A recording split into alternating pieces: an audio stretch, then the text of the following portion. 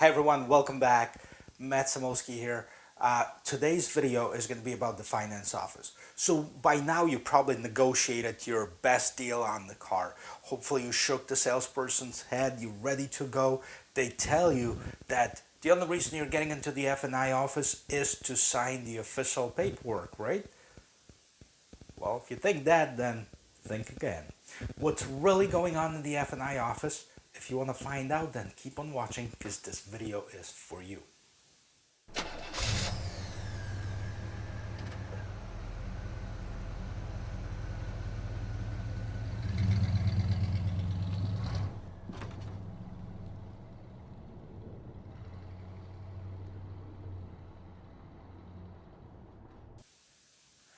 So first things first, what's the F&I office?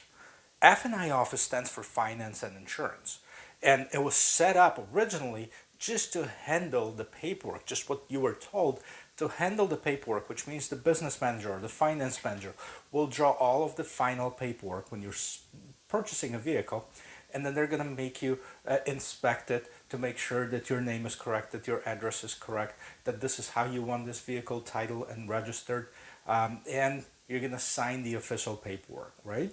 So that's part of what's being done in the F&I office.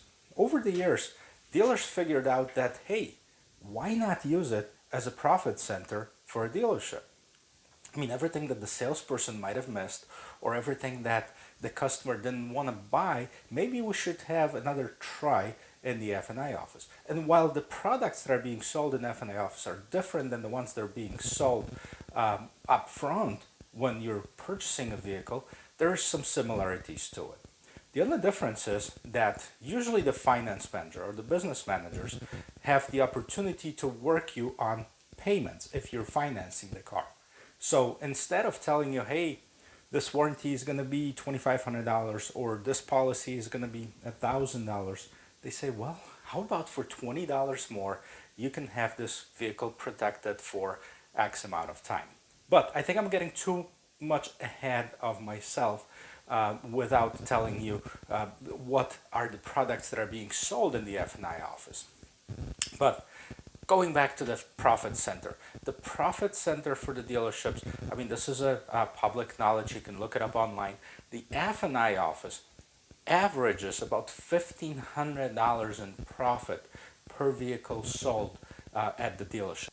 So this is a pretty big amount for the dealerships when they sell cars. So not only they're selling financing, but they're also selling product. So what's going on in the F&I office? When you first get in there, you're going to make sure that all of the name and the address and all of that stuff is correct. And usually the F&I manager, if you haven't negotiated the rate and the term of financing, that's what you're usually going to start off with. So you're going to start off with your rate. And that's why it's important. That's why I said in my previous video to shop for rate prior to walking into the dealership, so you know what you qualify for and you know what you can get outside of the dealership, so you are not required to take their financing. You can actually shop for your own financing and do your own research. Now, in many cases, dealerships might be able to offer you lower financing simply because they deal with a lot of banks and finance institutions on a daily basis, and they send them a lot of business, so they are able to get those rates at the wholesale prices, so to say. They can mark it up a little bit and sell it back to you. If the dealership is competitive as far as financing, or maybe there's some special manufacturer financing such as 0.9% financing that's compelling and that you're interested in, then just by all means go ahead and do that with them. I think everybody needs to make a penny, and so does the business manager. Other products that are being sold in the F&I office. Well, the first thing and the most common one are extended warranties. And extended warranties are kind of like an insurance policy on the vehicle. Nobody wants to have it, but everybody wishes they had it in case of a breakdown or in case of an accident as far as insurance is concerned. So extended warranty is just that. It's an extended policy, warranty policy on your vehicle.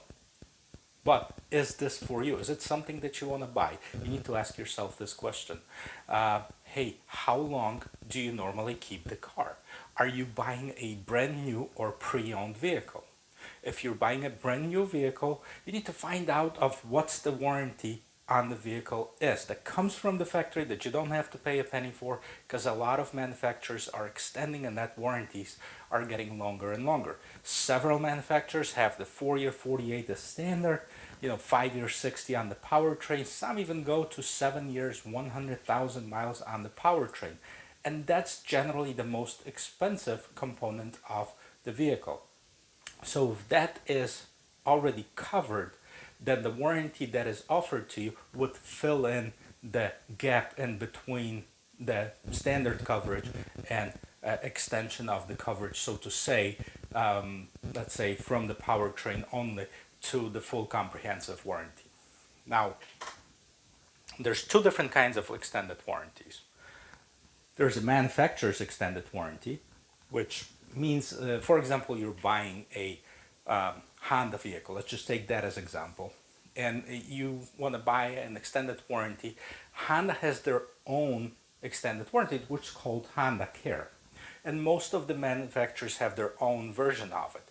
And I would strongly suggest that you request that warranty if you're looking to extend yours. And here's why.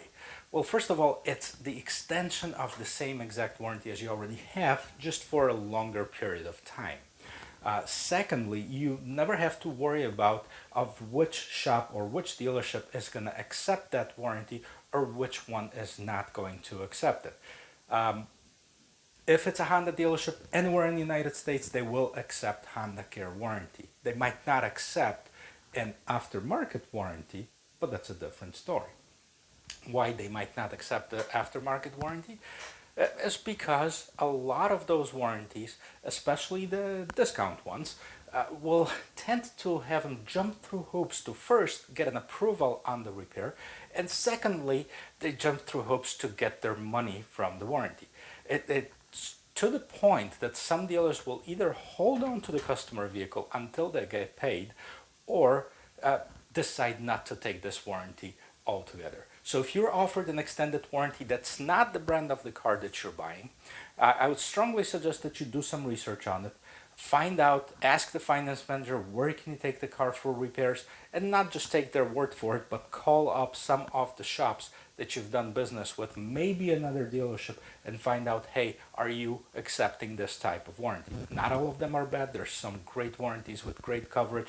Matter of fact, my brother-in-law just had their engine replaced under such a policy, and while it took him a while, hence this is what I was talking about as far as the approval and payment, they literally had the car for almost a month in service. They did provide him with a loaner car for the time being, so it wasn't such an inconvenience, but at the same time, I guarantee you that a lot of it was due to the approval and then the payment on the repair. So that's extended warranties.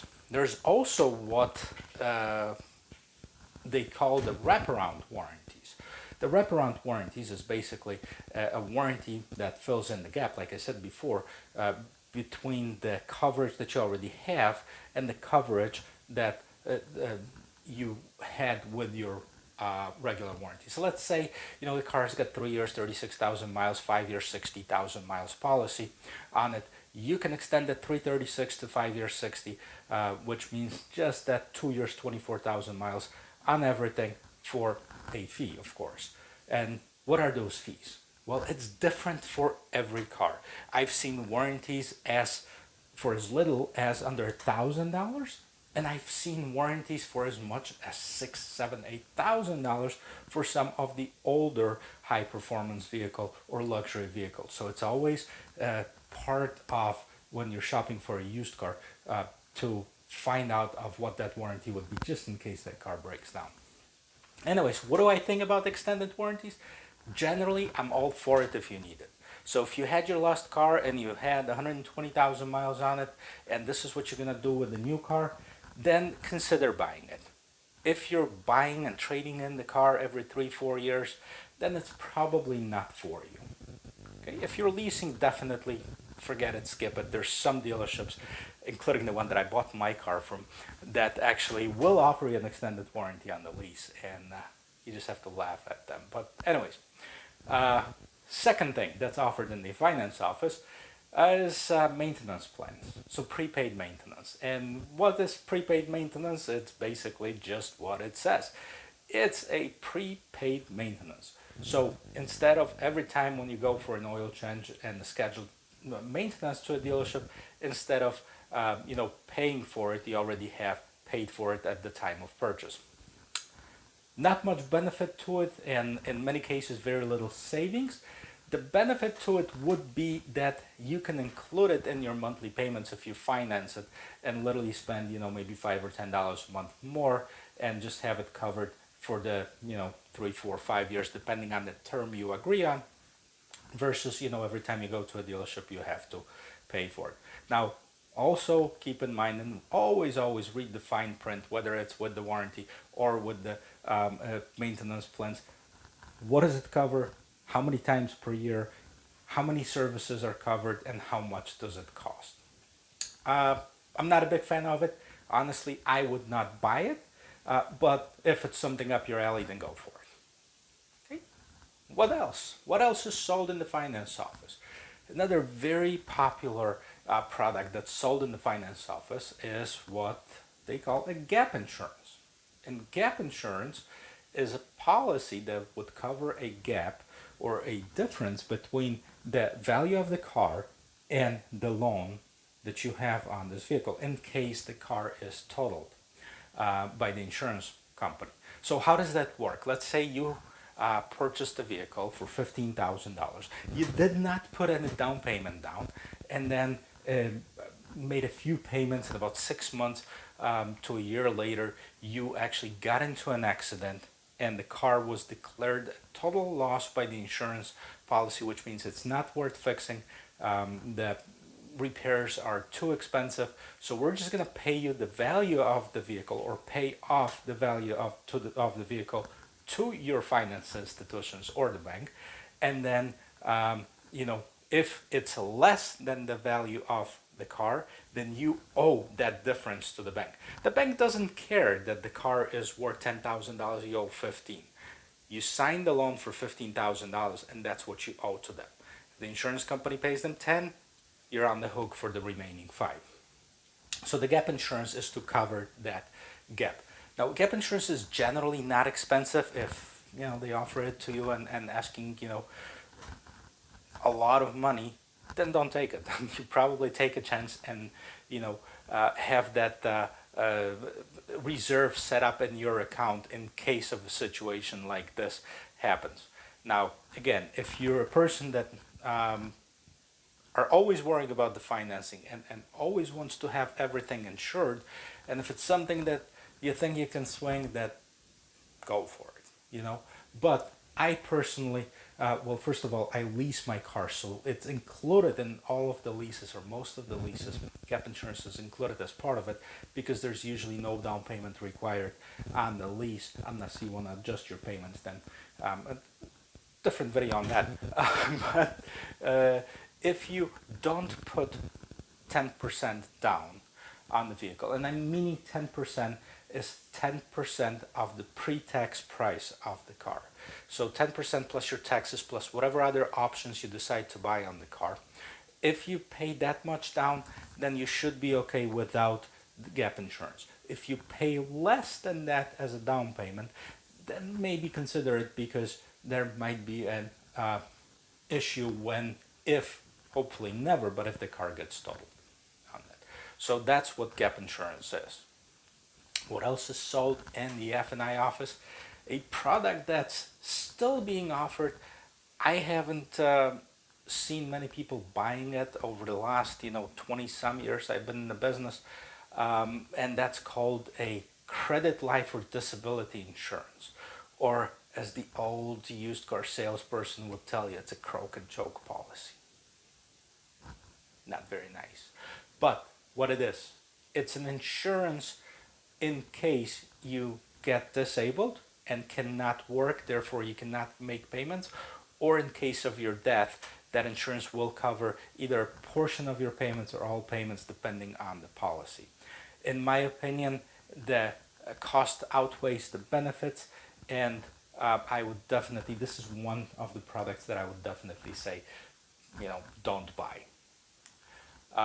Another product that's offered, there's probably going to be a series of products that are offered to insure part of the car or part of the equipment that goes with the car, such as tire wheel policy. Tire and wheel policy can be very helpful, and I can attest to it. I wish I had one on my previous lease, because the wheels ended up costing me a lot of money to fix, repair, and put new tires on it, because I got into a few potholes and I damaged the wheels. So if you're buying a vehicle that have expensive to replace wheels and tires, and that's always easy to figure out. You call, any tire store and find out, hey, what does this tire cost? This is the tire that's on the vehicle. If it's $100, not big deal. I'd say forget about it. You don't have to buy it. But if the tires are $200, $300, $400 a piece, plus the rims are really expensive, that it really might be worth considering, especially that those policies are not very expensive. Another thing that's also offered in many places is a key replacement policy. And some people might think, what's a big deal with the key? Why do I need a key replacement policy? Well, because keys have become so extremely expensive that in some cases they are $500, $600, $700 for some of the new smart keys. That includes the key, the programming, cutting the blade for the car, so replacing what you originally got with the car. If you don't believe me, call your local dealer and find out what the cost of the key is to the vehicle that you are researching or buying. You can also find out what that policy is. I personally never lost a key to any of the cars that I've owned, so I would probably say no to that policy. I don't have a need for it, and if I do lose it, I know a person that can get me a key for less money. All right, so we just went over some products. There might be more. Oh, one more. Let's go for another one. A rust proofing, paint shield, undercoating. That's part of the package that was very popular at a certain time, and I know it's still offered by a lot of finance manager. And I covered part of it in my fees video, in my previous video, which I'm going to post a link to it at the end of this one. But what do I think about that? Well, first of all, rust proofing. The paint process of the new cars came a long way from the 90s, where cars would rust out after a year of ownership, or 2 years at the most. You'll start seeing rust spots on several places on the vehicle, and that's where you would need rust proofing protection on that. Undercoating, that's a little bit more, it depends on where you live. Okay, so if you live like I do in Midwest, they use tons of salt that constantly gets underneath the vehicle. And if you look at any of the car that's 4, 5, 6 years old, underneath that car, it's completely rusted out. It looks like it's been in the water because there's a lot of moisture, there's a lot of salt, there's a lot of chemicals that are on the road that are actually not doing the cars any favor. And matter of fact, they're damaging it. So as far as rust proofing, it's a big no-no for me. I would never spend any money on it. Undercoating, if you want to keep the car for a long time, that might be something that you want to consider depending on the cost. Paint shield. Paint shield, again, I just told you that the process of painting the cars came a long way.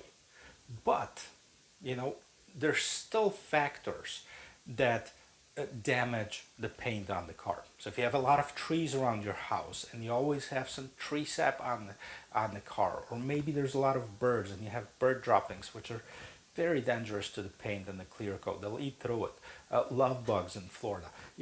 Stuff like this that you might consider protecting this depending on the cost.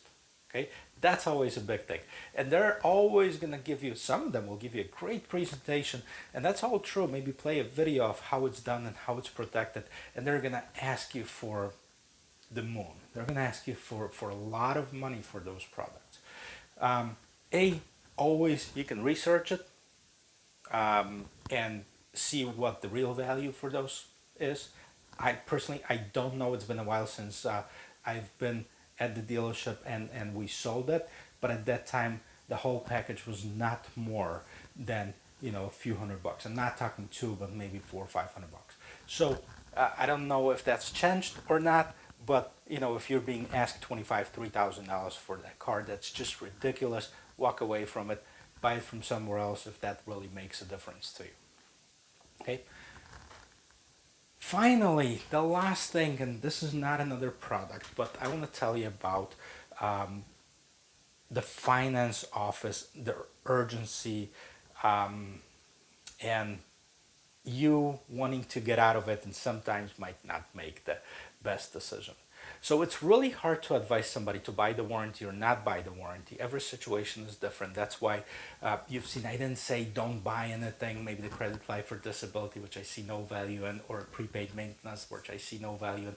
But everything else, it's more individualized than anything. And that's why a lot of people choose to purchase it.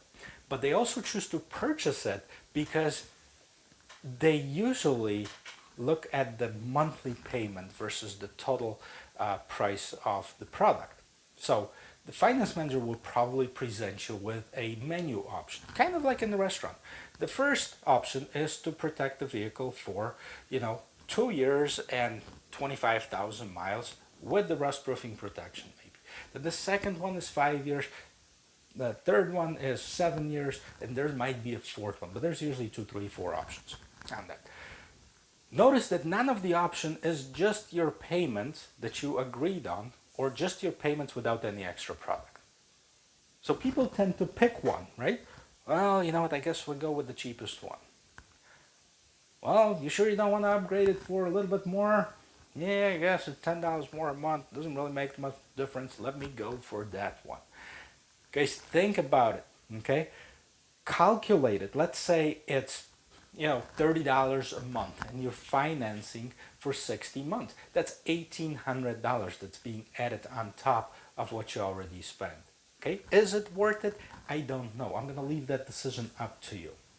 Second very important thing, a lot of the finance managers, the sleek ones, will tell you absolutely you must buy it at the time of delivery. That warranty is not going to be available tomorrow, which is a complete BS. You can buy the extended warranty for a brand new vehicle all the way until the original warranty expires.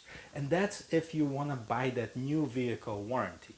You can buy it past that. You can buy it after that, after the original warranty expires, except it's going to be a used car warranty. Might not have the same coverage, might have a higher deductible, and you might have to pay for it at once, not included in your payments. But that's myth. You don't have to buy the warranty at the time of purchase. You can think about it and you can buy it later time. When would I advise to buy the warranty at the time of purchase is when you're buying a used vehicle or a certified pre-owned vehicle. When you're buying a used vehicle, the warranty is already expired. Let's say if the warranty is already expired, then it's probably a good time to buy that extended warranty at the time of purchasing the car. When you're buying a certified pre-owned vehicle, in many cases, manufacturers will offer the wraparound warranties in addition to what the certification offers. So let's say the certified car will come with 1 year or 2 years of standard comprehensive warranty that covers everything, and up to 7 years total, 100,000 miles of full powertrain warranty, right? So then you'll have a gap between it might be 2-3 years that the warranty is only powertrain, and they might offer you to get that comprehensive coverage add that to the powertrain warranty so you have a comprehensive coverage, and that's usually not very expensive. And if you're planning to keep the car for a while, then I would definitely recommend buying it at the time of purchase. Okay, beware of what you're signing in the finance office. There's plenty of great finance manager, very thorough in what they do. They know exactly, they will explain to you probably sometimes more than you would need of what each paperwork is and what are you signing. But unfortunately, there's a lot of them as well that they will just try to breeze through it and sometimes maybe slip in a fee or two here and there just so to they can make more commission on the money. All right, so one final thing when you are buying the product and you think to yourself, hey, what if I don't need it, later on? Well, first of all, check out whether the product you can cancel or you can't.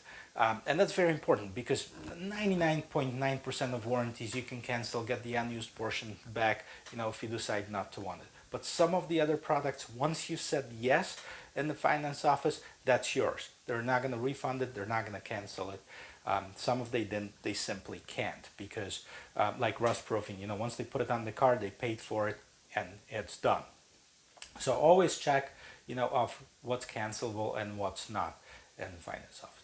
Overall, that experience can be a breeze. It can be very informative to you as far as what's available in the finance office, but it also can be very stressful, especially if you don't know what's waiting for you in the F&I office. I hope this video gave a little bit of light of what's happening there, and I hope now you're going to be ready when you go in and buy your next car. So, all right, so next video, we're going to start about used cars. There's going to be a video of how to pick a used vehicle, how to read the Carfax, how to see if the car was not damaged. So if you don't want to miss any of those coming out, please hit subscribe.